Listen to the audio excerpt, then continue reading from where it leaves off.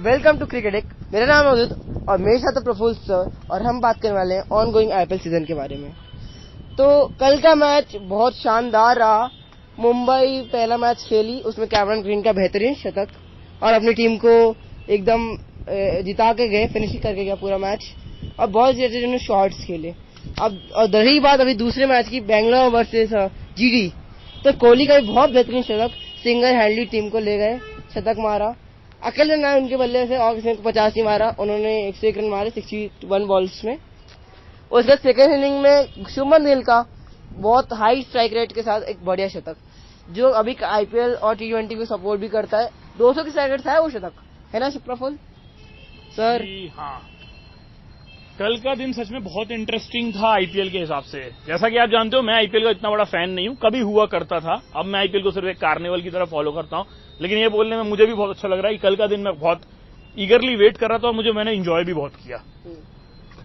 अभी आपने बोला विराट कोहली का बहुत अच्छा शतक, मैं उसको ऐड करना चाहूंगा। हाँ, विराट कोहली का बहुत अच्छा शतक और उसके ऊपर शुभमन गिल का शतक, ये दिखाते हुए कि करंट आईपीएल में शतक मारा कैसे जाता है या करंट T20 क्रिकेट को खेला कैसे जाता है।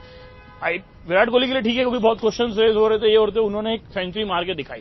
लेकिन मैं, क्योंकि काफी टाइम से और हमारे पिछले वीडियो में भी हमने डिस्कस किया था कि करंट आईपीएल टीम, या सॉरी मैं बार बार आईपीएल बोल रहा हूं, आईपीएल वर्ड क्यों आ रहा है पता नहीं, current Indian team, Indian T20 team क्या बननी चाहिए, वो कौन सा करंट ब्लड है जो कि इसमें कंट्रीब्यूट करेगा और उस तरीके से खेलेगा जैसे वर्ल्ड क्रिकेट इसमें खेला जा रहा है। शुभमन गिल का नाम मैंने उसमें भी लिया था और ऐसे ओपनर लिया था, जिस पर शुभमन गिल ने कल के परफॉर्मेंस पे लिटरली मतलब 5 स्टार लगा दिए उस सिलेक्शन पे।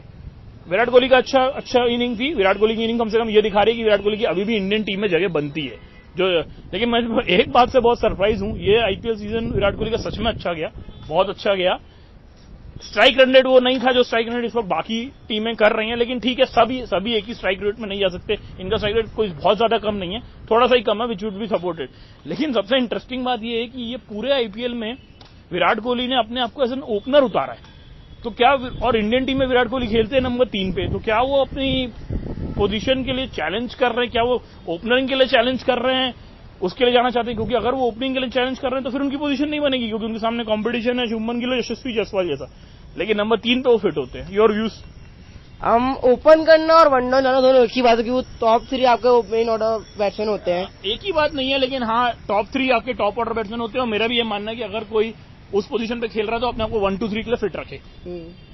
और अभी शुभमन गिल ने भी 2 कंसेक्यूटिव 100 मारी, एक उन्होंने मारी अपना आई थिंक वो टीम याद नहीं है बट, और एक कल मैच मारी। और कोहली ने भी 2 कंसेक्यूटिव सेंचुरीज मारी, एक हैदराबाद में हैदराबाद के खिलाफ और एक कल जीटी के खिलाफ, और दोनों ही आई थी 140 स्ट्राइक रेट से। और अगर हम पूरे आईपीएल सीजन की बात करें विराट कोहली की, तो उन्होंने इस आईपीएल सीजन में 635 रन मारे हैं 144 के स्ट्राइक रेट से, और एवरेज उनका रहा है 35 रन का। तो मतलब बेहतरीन सीजन गया उनके लिए। हाँ, एक अच्छा सीजन गया। मेरे लिए बेहतरीन का डेफिनेशन कुछ और होता है। मेरे लिए बेहतरीन की डेफिनेशन वो होती है जब सामने वाली टीम पहली इनिंग खेल के तकरीबन 200 का टारगेट दे और दूसरी टीम जब बैटिंग करने आए तो उसका बैट्समैन 200 के स्ट्राइक रेट से सेंचुरी मार के उस टीम को हरा दे। मैं उसको बेहतरीन कहता हूँ। तो हाँ, विराट कोहली मेरे लिए बहुत अच्छा प्रदर्शन और शुभमन गिल मेरे लिए बेहतरीन प्रदर्शन। तो क्या लगता है, एक जो डिपेंडेबल टीम को चाहिए रहता है वन नंबर से एक प्लेयर आज के जमाने में, तो क्या विराट कोहली निभा सकते हैं वो रोल? वो डिपेंडेंट का रोल निभाते हैं, वो आए और वो अभी भी निभा सकते हैं, क्योंकि उनका भी स्ट्राइक रेट भले 200 नहीं है, लेकिन वो 150-160 का स्ट्राइक रेट टच करते हैं, जो कि बहुत अच्छा है इंटरनेशनल खेलने के हिसाब से।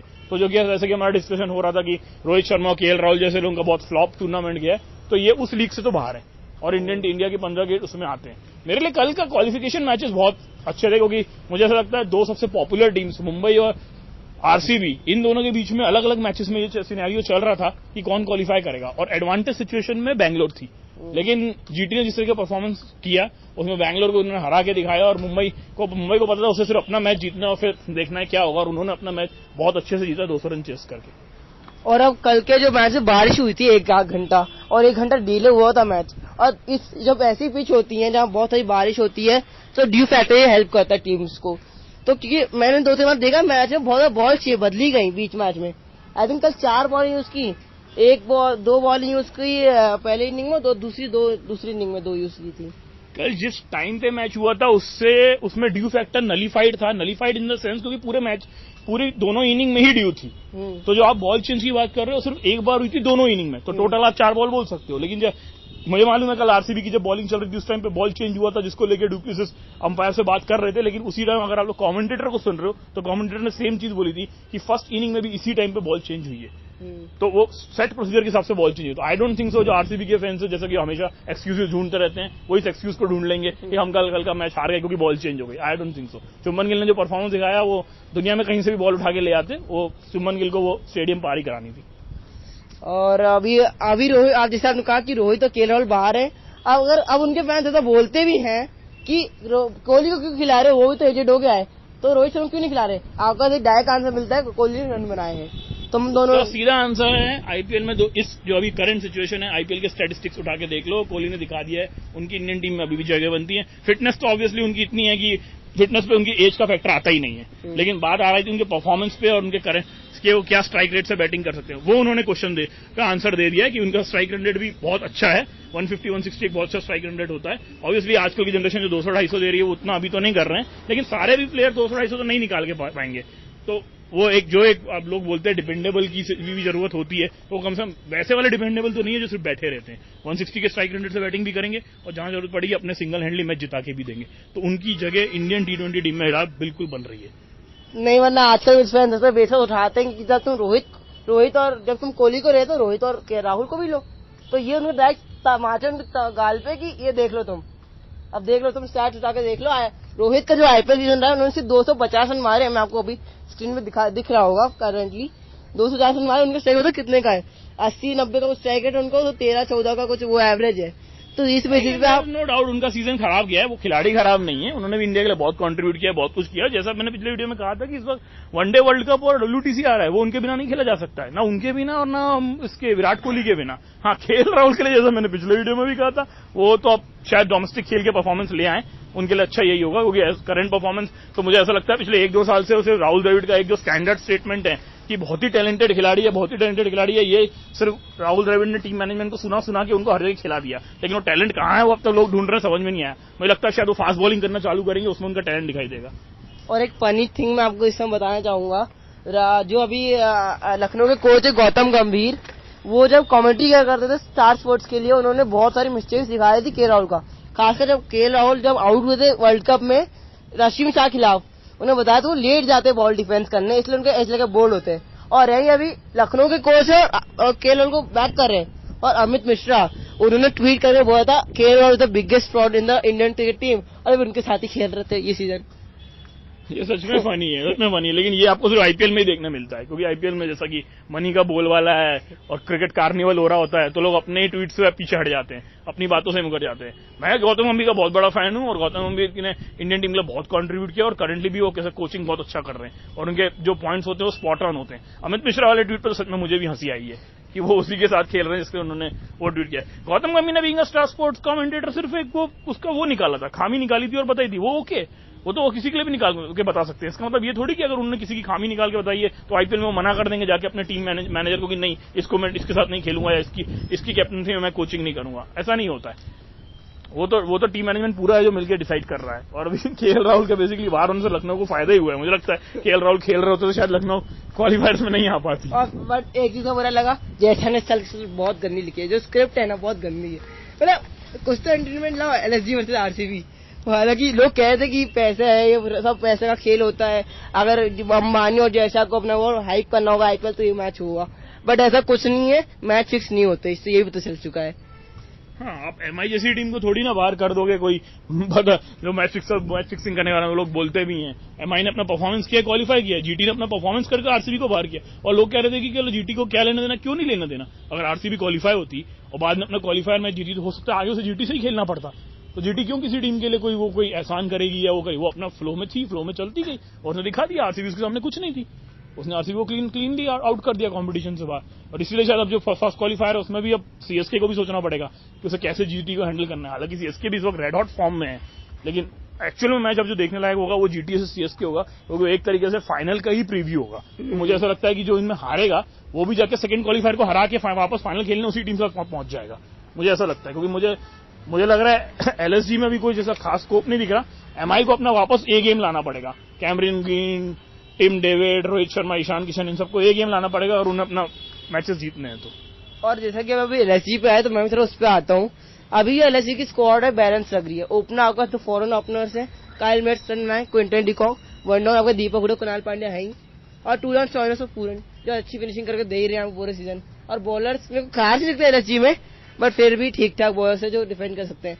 और मोहसिन खान क्या उभर के आए, इंजर्ड थे, उनके पापा आईसीयू में थे, फिर भी उन्होंने इस तरह का जो प्रदर्शन दिखाया है।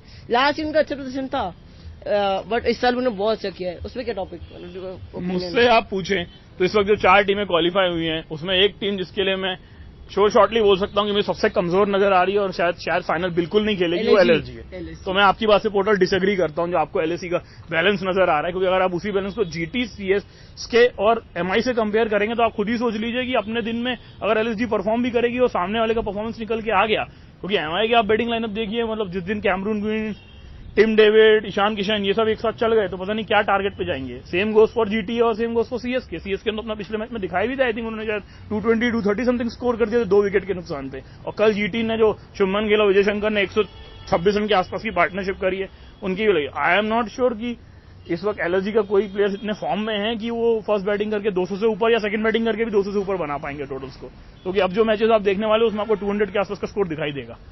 नहीं, मैं ऐसा तो नहीं कह रहा कि बैलेंस है। हाँ बैलेंस है, मैंने कहा था, बट हाँ उनकी सबसे वीकनेस मेरे को लग रही बॉलिंग लग रही है। बट अगर इसको टॉपिक से हटे तो मैं ये कहना चाहूंगा अभी जो सबसे अच्छी बैटिंग क्रम दिख रही है इस पूरे प्लेऑफ में जितने टीम क्वालिफाई की, मेरे को एमआई लग रही है कि जब हमारे पास इतने अच्छे ओपनर हो, ईशान किशन, रोहित शर्मा जैसे, और वन डाउन आपके पास सूर्या हो, तो मतलब कौन चाहेगा, मतलब टीम डेविड। एक प्रिडिक्शन ही करके देख लेते हैं कि अभी हम लोग सामने चारों टीमें हैं, अभी ऐसा एज ऑफ नाउ आज की सिचुएशन में देखें तो आपको क्या लगता है कौन सी टीमें कौन सा मैच जीतेंगी और कहां तक जाएंगी? ठीक है, वो उस दिन ज्यादा समझ में आएगा और इस दिन के खेल समझ में आएगा। देखिए अगर फर्स्ट क्वालिफायर की बात करूं क्योंकि सीएसके वर्सेस जीटी है, मुझे ऐसा लगता है कि वो मैच शायद चेन्नई में है, जहां तक मुझे लगता है चेन्नई की चांसेस है। कल इतने ज्यादा हॉट खेलने के बाद भी मुझे ऐसा लग रहा है सीएसके वर्सेस जीटी के मैच में सीएसके जीतने वाली है। मेरे को भी सेकेंड क्वालिफायर या फर्स्ट एलिमिनेटर जिसे बोलते हैं, first eliminator MI versus LSG होगा और मैं 99.99% श्योर हूं कि वो एमआई जीतेगी। अब मेरे मैं प्रेडिक्शन बता दे रहा हूँ, इस मैच में वो चेन्नई जीती दिख रही है गुजरात के खिलाफ। दूसरे में भी आपने जैसे कहा, मतलब मैं कॉपी नहीं कर रहा हूँ, बट हाँ मेरे को भी एमआई लगी कि बहुत स्ट्रॉन्ग टीम है। अब मैं क्वालिफाई 2 पे आता हूँ। क्वालिफाई 2 में लगता है मुंबई हार जाएगी। मैं फर्स्ट क्वालिफायर पे शायद इतना श्योर शॉट नहीं हो पाऊंगा कि सीएसके जीतेगी, हालांकि मुझे लगता है सीएसके जीतेगी, लेकिन for me it is like 70-30%, 70 CSK 30 GT. लेकिन अब अगर मुझसे फर्स्ट एलिमिनेटर की बात करो तो मैंने आपको अभी बोला 99% एमआई और 1% एलएसजी। तो जो एलिमिनेटर क्वालिफायर 2 होगा वो मुझे लगता है वो होगा एमआई वर्सेस जीटी, और उसमें ही सबसे ज्यादा कंपटीशन देखने को मिलेगा, क्योंकि वो बिल्कुल नेक टू नेक है। और मैं भी अभी खड़े होकर आपको ये नहीं बता सकता कि मुझे ऐसा लगता है वो मैच 50-50% है। ओके, चलो मैं आपको एक और टॉपिक पे आता हूँ। हाँ, तो अभी अपन फाइनल की प्रेडिक्शन पे आए, कौन जाएगा? तो एक टीम बताओ जो कौन आएगी फाइनल में। फाइनल होने वाला है most probably CSK versus GT. तो क्या मुंबई क्वालिफाई 2 हारेगी? अगर आपने मैं वही बोला, क्वालिफाई 2 मुंबई और जीटी। मुझसे इस वक्त कोई पूछेगा 50-50% पर हूं मैं। वो जीटी भी हो सकती है, एमआई भी हो सकती है। सीएसके मुझे लग रहा है फाइनल खेलेगी। और अगर हम मैच देखें इनसे, मतलब जो अभी तक जीटी और सीएसके के मैच है उसमें आई थिंक चेन्नई मैच जीती है क्या? देखना पड़ेगा वो हमें, जीती नहीं जीती, बट मेरे को इतना श्योर हूँ। मैं आईपीएल को इतना ना फॉलो कर रहा हूँ, आप जानते हो, ना इतना ट्रेंड को मैं याद रखता हूँ। ये इंडियन टीम नहीं है जो मैं पास्ट को याद रखूँ। बट मुंबई जीटी मैच में तो इतना याद है कि जीटी जीती है और चांसेस जीटी की ज्यादा है। मैं उसको लूंगा 80% समथिंग। तो आज का वीडियो यही रैप अप करते हैं। Thanks for watching. Please do like and subscribe and comment below.